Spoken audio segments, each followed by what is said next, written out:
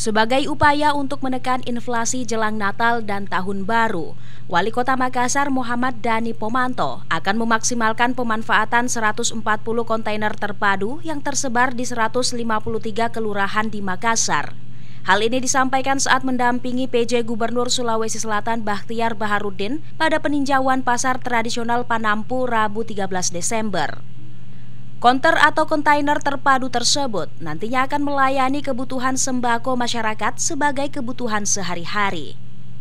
Wali Kota Makassar Muhammad Ramdan Pomanto mengatakan, untuk sementara kontainer ini nantinya akan fokus ke komoditi yang cenderung naik jelang perayaan Natal dan Tahun Baru seperti telur.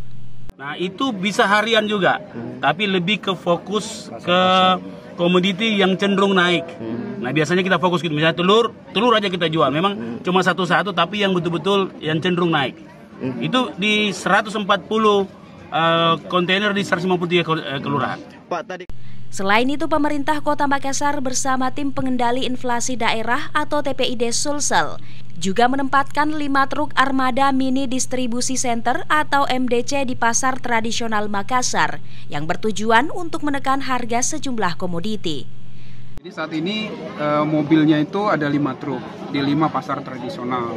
Ya, ada di Panampu, ada di pasar Pabaeng-Baeng, ada pasar Terong, pasar Sentral, pasar Daya. Nah, dan itu siap 5 lagi. Dan siap 5 lagi. Kebetulan Pak Wali Kota punya 10 sebenarnya, tapi 5 yang kita aktifkan. Ia menambahkan, armada MDC milik Pemkot ini akan menjadi percontohan di kabupaten atau kota di Sulawesi Selatan sebagai objek sampling di pasar tradisional sebagai langkah menekan atau mengintervensi kenaikan harga kebutuhan pokok.